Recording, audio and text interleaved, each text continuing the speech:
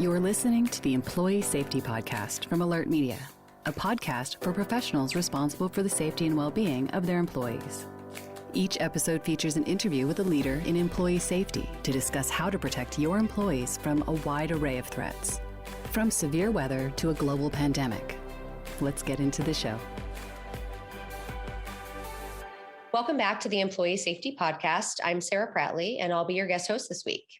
Today's episode features Tim Crockett, who is an expert in global security, risk management, and customized safety programs. I worked closely with Tim at CNN for many years when he was a safety and security leader working with our international journalists. He is a veteran of the British Special Forces and spent his life and career in and out of war zones. Tim's trainings have helped journalists survive unbelievable news gathering missions around the world, but his core principles are universal and can be applied to any organization to help them keep their people and business safe and secure. Today, Tim serves as the founder and senior consultant of Flying Frog Consultants.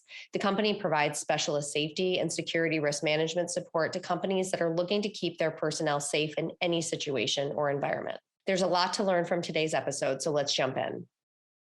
All right, Tim, it's clearly a huge understatement to say that you've seen a lot throughout your career, from your time in the military to your work preparing journalists for war zones, and of course, the work you're doing now. What would you say motivates you to continue in this line of work? Well, first, you may ask the question, sort of, what does a former Special Forces guy have to sort of teach journalists about working in a hostile environment?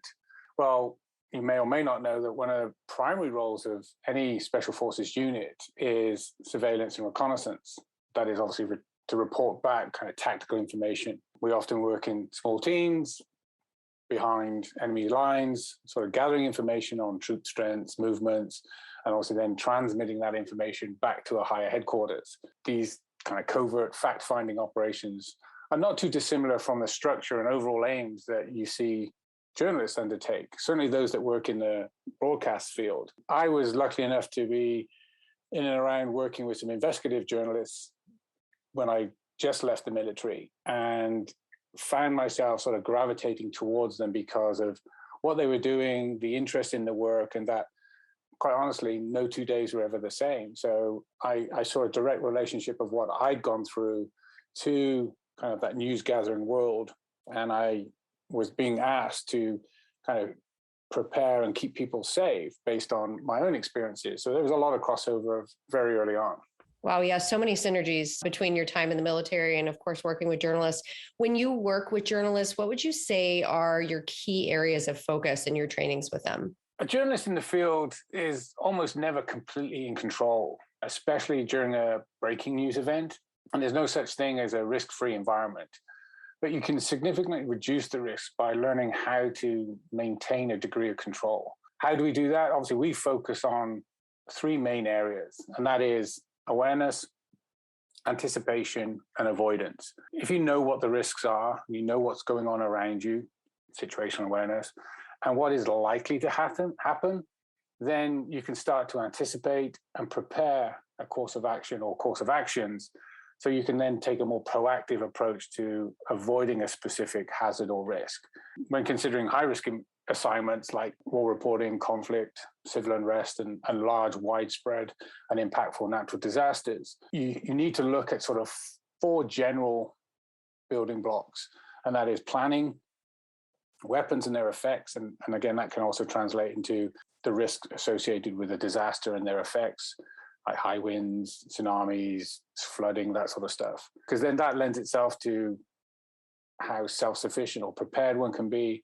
And then we also cover a fairly high level of medical training, again, which speaks to being able to be self-sufficient when you're either operating overseas or in an area where those emergency services may be either tied up providing aid to someone else, or you just need a degree of flexibility. The aim of the training, obviously, is to assist journalists to assess that risk themselves, and then to kind of act on that with that awareness to enhance their own decision-making ability. It's not a substitute for it. And the aim of our training is to sort of empower those journalists with a degree of confidence and competence so they retain, again, some control in a variety of different situations. And again, a lot of that can translate from international work to domestic work to, I don't know, covering politics. And when you think about all those kinds of situations, obviously times have changed, right? Situations have evolved. How has your training evolved over the years and since you first started? To be honest, I think the basic principles have not changed, or if they have, very little. I think what has changed is the operating environment. The size and speed of that environment now is much different than it was 10 years ago, let alone 20, 30 years ago. If you look at how many journalists are out there now, and I use the term journalist not from a purely, I went to school to study journalism, but now anyone that will pick up a smartphone, film something, and then report it to someone else, they will sort of fall within this situation.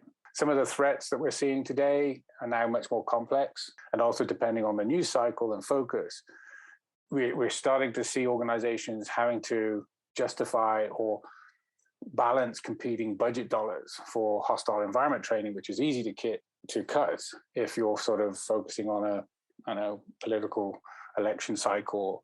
So we've had to not necessarily change the training, but learn to tailor it for different outcomes and present the training to sort of demonstrate its value. It's not just about how is this news team going to cover the conflict in X country.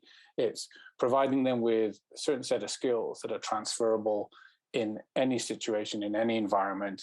And then that in turn obviously lowers the risk not only to them, but to the organization and gives them sort of a competitive advantage. Yeah, the environment has certainly changed. And as you mentioned, the players have changed in so many ways too. And as we talk today, I'd say it's hard not to mention what's going on in Ukraine, really, Russia's war on Ukraine at this point. I know you've been watching this very closely for weeks, as well as a bunch of people that I'm sure are listening in today. After seeing what you've seen, would you say the situation has changed how journalists need to be trained moving forward? I don't think the training needs to change fundamentally, but it's important that it has to happen and it has to be refreshed. Obviously, training is expensive. And just because somebody took a course maybe 15, 20 years ago, it doesn't mean that they've retained all of that information.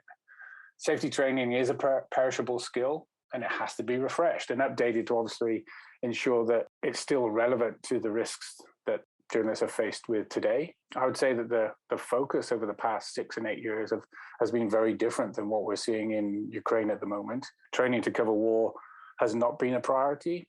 And I think the speed at which this conflict unfolded caught a lot of organizations out because perhaps the basics, which they probably all know, just weren't fully applied. Also, the principles have to be universally applied. It's not just about those that are in harm's way on the ground. News managers must know and appreciate the risks that those news teams are exposed to, so they themselves don't pressure their journalists, whether they're staff or freelance, into situations where they're not perhaps prepared or fully supported to cope. And those on the ground also need to know that they have their own limitations and they have to understand that they can't use luck as a strategy in order to kind of avoid getting caught up in whatever's going on. Yeah, truly. And I realize that we focus a lot on journalism and conflict, but I also recognize that a lot of the things that we're discussing, there's a lot of synergies and things that pertain to different industries and different organizations and different roles. So segueing into kind of that next question, how do you apply these same safety principles to other organizations and areas? It varies on the organization, obviously. I'd say a lot of time and expense can be saved by conducting some form of risk assessment or risk analysis in the early stages of any project. If you don't know the risks, then how on earth could you avoid them? So that would be probably the first step that is easily transferable to any other business sector, project, production, you name it. And again, it's then reframing what safety is all about. And again, you can use safety security interchangeably in many different situations. It's a positive quality in any profession and should not be sacrificed for just getting the job done. I think if we look at broad terms, every business venture or project contains an element of risk. And now no risk encompassing profession would dream of sending personnel without sort of properly training them first. So the military, the police, fire, emergency services all prepare their personnel through training based on the experience of others and lessons learned from kind of past incidences. And then effective training should focus and build upon those lessons derived from those past experiences. It should give individuals or the team the skills and confidence to deal with those events most likely to happen. And then obviously it's teaching those fundamental principles that can be applicable to all situations. That again is sort of a given. I think the key is for everyone within the business or involved in a particular project to think about safety in the same way as they would any other business process. And it has to be built in to that process or part of that process and not siloed or an afterthought, which invariably is what happens. And then it's hard to get kind of budget dollars to properly attend to that kind of risk management or risk mitigation. Okay, great. And when you think about, you've mentioned budget and people trying to cut corners, I recognize that sometimes when things aren't, especially risk and safety aren't front and center, there can be, minimizing of budgets in those areas. Are you seeing any sort of change in that area, especially in the work that you're doing now? Are you seeing more companies and organizations committing more to the safety and security side as things become more threatening around the globe? In a lot of the organizations that we're working with at the moment, I would say that it's been in a state of flux.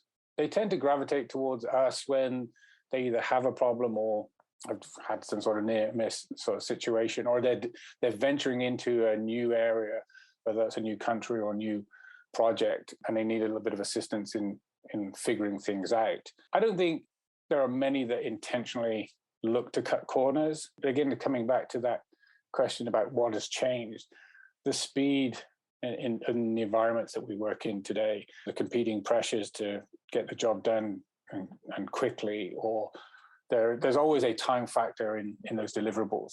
So good meaning sort of employees, managers, in their haste to get the job done, it's if they don't know what to expect or they don't know what the risks are in the particular project or environment, they blow just straight past them, and then they can get caught out, and then they can have that domino knock-on effect. So we tend to sort of engage with clients after the fact. And once they've gone through that, whether it's a near miss or they've had a situation, they then do start to build that into their processes. So they are now focused on doing a thorough risk assessment and risk analysis and determining, is this the right project for us? And then starting to sort of carve out budget for that component within the wider project or assignment. Does that make sense? Okay, yeah, that makes perfect sense. I know you're working with a lot of different groups and organizations now. What are some of the ways that you're helping your clients at this point with safety and security challenges? Can you talk to us a little bit about those? More recently, obviously, with the pandemic, we've been asked to come in and help deal with what they do on a day-to-day basis. Let's say it's a TV production, and how they can continue to film, record, whatever it may be, with this pandemic and all the risk that goes along it. Obviously, it's risk to employees, and then obviously the fallout from that reputationally. So we get asked to come in and help them understand the risk and then develop a plan to mitigate that risk. So up front, we take on quite a big component in helping them sort of plan around that, and if it's something they can actually undertake. And then we sort of fall into helping them deliver on what we've helped them come up with. So yeah, it's again coming back to that understanding what can go wrong and what the impact could be, and then building protocols, procedures, business processes to kind of achieve their aim, whatever that might be. So if it's, we're going to this part of the country, we're taking X amount of people from these locations, how do we get them there safely? How do they get set up and deliver on what they have to do? They shouldn't be worrying about whether it's COVID risk, security risk, other health and safety issues. We help them sort of better understand and mitigate those. So like I said, we sort of fit ourselves into their needs and become sort of part of the organization with a specific role, and that is helping them understand and mitigate risk. Yeah, I can only, expect obviously the priority put on health and safety, especially over the past few years with the pandemic. And now I guess as we move into more of maybe an endemic phase, have you seen any sort of transition from different organizations or productions mentality on the way that they're treating that as a risk and other risks as well? Some have embraced it and are now looking at how they perhaps need to just work smarter with this endemic risk. Others have learned the hard way. Some could say that they're taking the sort of shortcut, thinking that we can just now carry on business as usual. And we've now had to come back in and work with them because all of a sudden they've had problems with cases popping up here and the threat to production is being sort of shut down. So again, I've seen both ends of the spectrum, those that have embraced it, now looking at how they can upgrade their ventilation and HVAC in their offices, the office layout, staggering and being more flexible in their working hours with their employees, how they interact using technology to do more remote working or virtual meetings, all the sort of things that were sort of imposed upon us during the pandemic. They're taking those and now sort of applying them to their business, kind of daily business lives and how they undertake stuff. And again, starting to recover faster, and then now starting to look forward to how they tackle projects going forward. Whereas the others, again, they're having to reset and rethink, and they're starting to stumble back into what they did prior to the pandemic. Yeah, I imagine there's an interesting foundation that people are setting now that's hopefully going to set people up for success as we move forward into the future. I know I mentioned this earlier, your career was rooted in your military experience, and many of our listeners in safety and security roles are former military and law enforcement. I'm sure they would love to hear your take on how your military background actually informs your training philosophies. I think it's important to know your strengths and weaknesses and learn how your prior service experiences, whether that's particular skill sets or just service life, how you can leverage that in your current role and business sector. Many of the basic or core competencies that I learned in the military are easily transferable and applicable to any career. I think the important thing is knowing how to translate what can be another language, whether that's from the military, law enforcement, or other emergency services, how you can translate that into today's business or professional setting. I think that's one of the important things. So when you're articulating a particular solution to a client or manager, they can understand what it means to them and to the organization, not just your perception, because sometimes that can become a barrier. I've worked with a lot of more seasoned and professional folks from my background that have struggled kind of in the civilian world or in the business setting because they've not been able to adapt to the new environment and learn to speak corporate or whatever it may be. So again, same sort of experiences. It's just how do you transfer them across and how do you sort of articulate them with that business goal in mind? I think in a lot of roles I've had in the past, I've always had an understanding of how to look at risk and minimize it for the achievement of a larger objective or goal.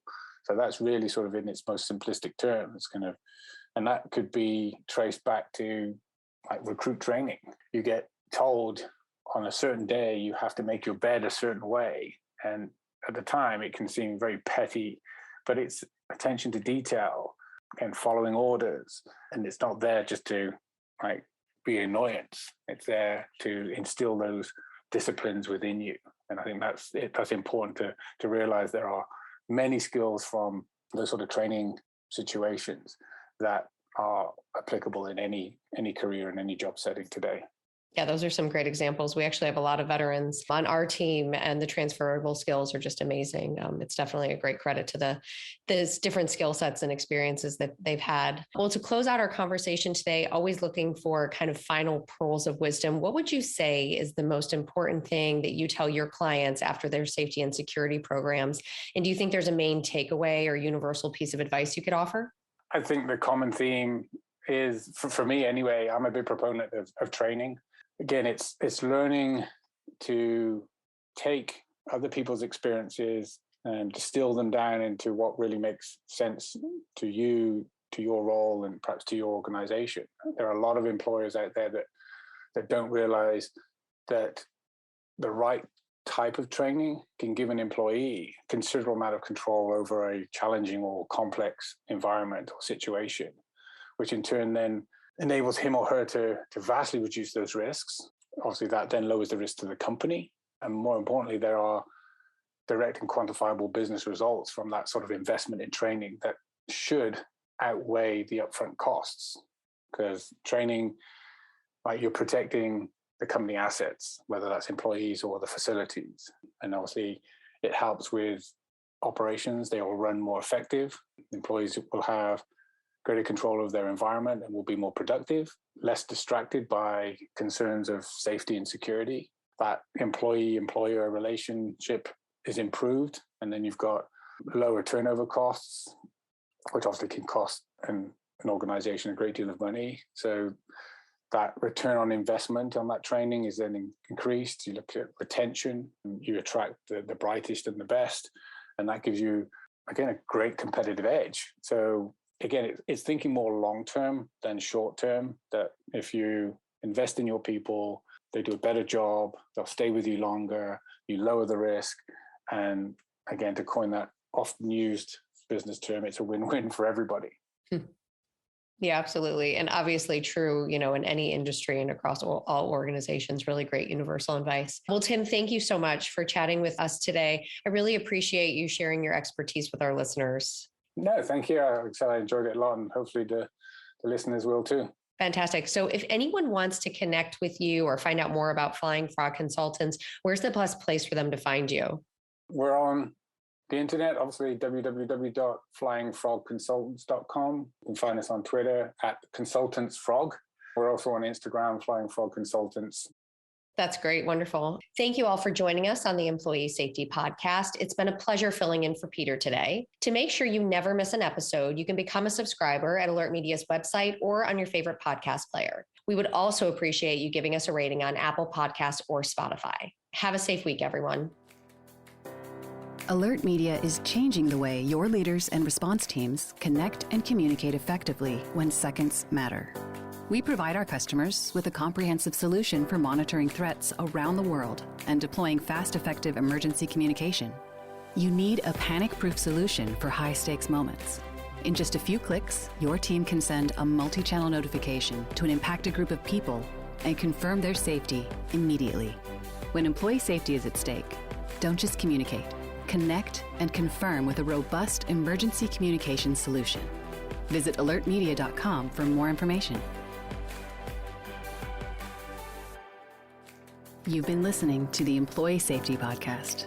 To ensure that you never miss an episode, subscribe to the show in your favorite podcast player. If you're listening in Apple Podcasts, we'd love for you to give a quick rating of the show. Just tap the number of stars you think the podcast deserves. Thank you so much for listening. Until next time.